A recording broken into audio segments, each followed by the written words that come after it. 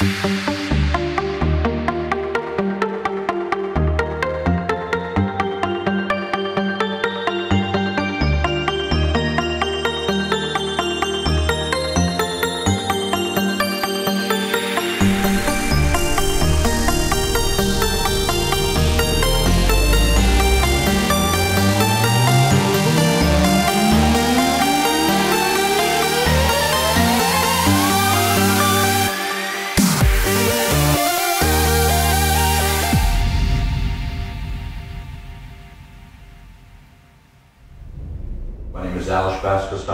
I'm an artist that lives in the Tampa Bay area, St. Pete to be specific, but I show my work globally.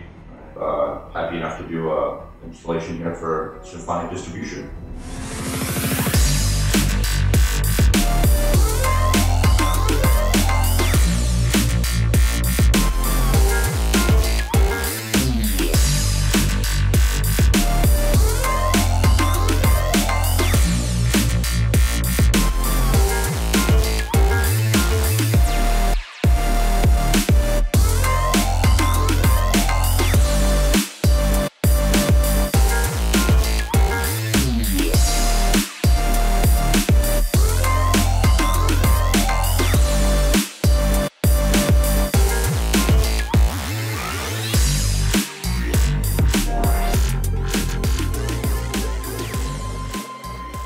When I first came here was just a kind of a curiosity, because I was familiar with the company, but I got really introduced to kind of like what it is that Symphonic distribution does.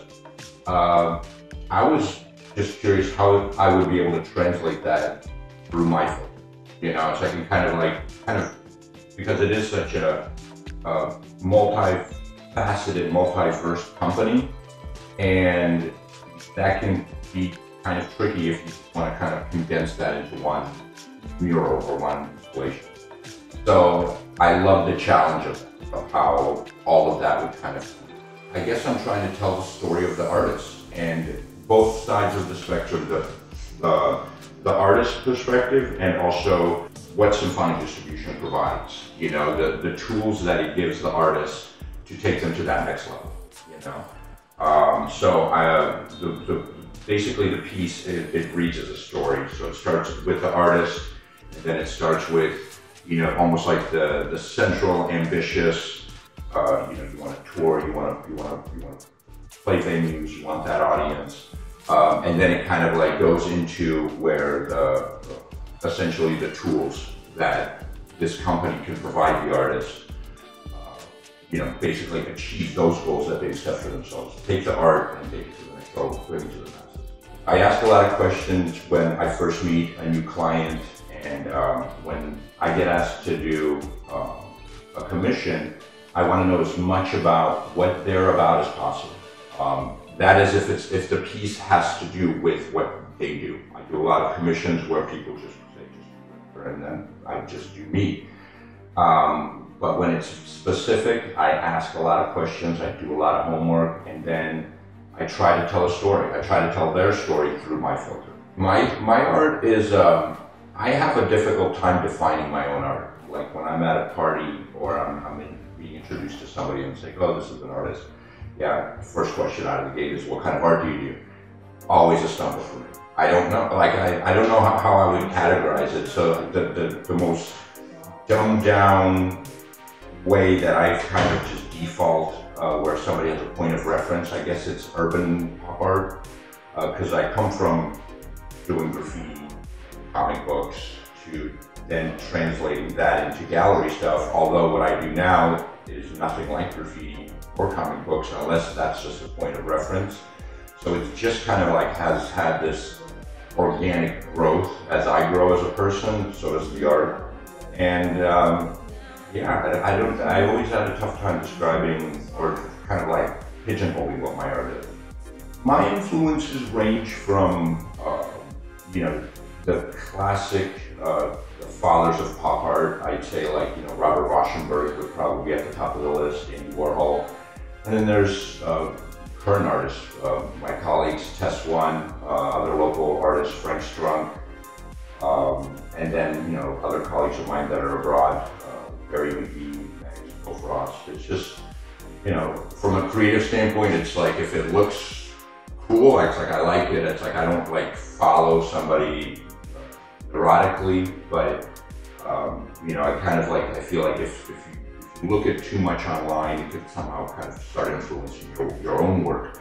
So it's good to be aware of it, but then kind of like be able to back away from it. My interest in art has been with me as long as I have memories. You know, it's always been something that I've always done, and the interest in it seemed to have been heightened when my family immigrated here from the Czech Republic, and not speaking the language and kind of like being an outsider. You know, art is just a place where I found my solace. That's where I always went to. You know, so it's always just been something that's been part of me, and just over the years just developed and developed. And yeah, it's kind of like I didn't pick it; it kind of picked me. So the place I want to take my career is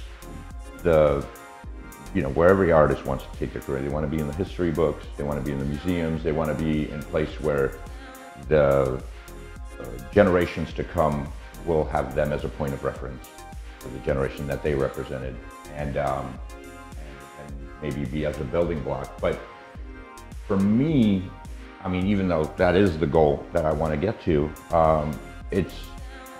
I more take appreciation of, or my sights are set in the now. Of like, I try to be the best artist that I can be today, and appreciate the level of work that I get to do today, the kind of commissions I get to do.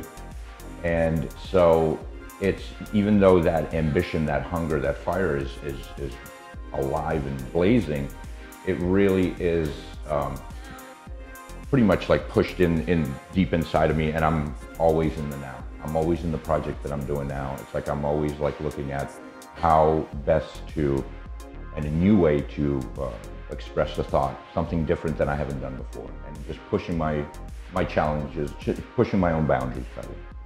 One of my proudest moments doing what I do. God, that's a tough question, because, you know, it's like asking which one's your favorite kid. You know, I think that answer would almost be twofold. Like, one is like, it's always like the latest job that I've done is my favorite, and because that one I'm closest tied to, it's the freshest with me. I still haven't, you know, I'm still looking at it, looking over the pictures and seeing, you know, it's like if there was anything that I think I could have done differently, or you know, it's like, and just kind of analyzing it after the fact. But I guess one of the biggest things that I've done to date, which I'm pretty proud of, I had my work featured in Iron Man 3, and you know, pretty prominently, and it was a project not only satisfying for how big that film has been, but it was also satisfying because the creative process and working with that team that made that film, and the literally no limits they put up on me. Like, they just gave me a list of the things that they wanted, and just wound me up and let me go. And I had, it was just a very rewarding experience creatively. Most of the stuff, there's a piece in Tony Stark's, in his laboratory, but most of the work where I get some good airtime is about halfway, 3/4 of the way through the film. Ben Kingsley, he's the bad guy, and he does these propaganda videos. So that's what they had me do. They had me make these like massive 10-foot by 15-foot backdrops, but it was just my art. And so there's like one scene where he's like doing some kind of like propaganda spiel, and it's like, and there's like one of my paintings is right behind him. And then a few scenes after that, it's like when they go into his lair, which was, they actually shot in South Beach. I did a lot of set decoration for that scene, and then you see like all of my paintings basically all around the scene. So I get some good airplay on that. Be honest and follow your bliss. You know, I would give artists that advice, is just be honest with your work and be sincere with it, and just be hungry.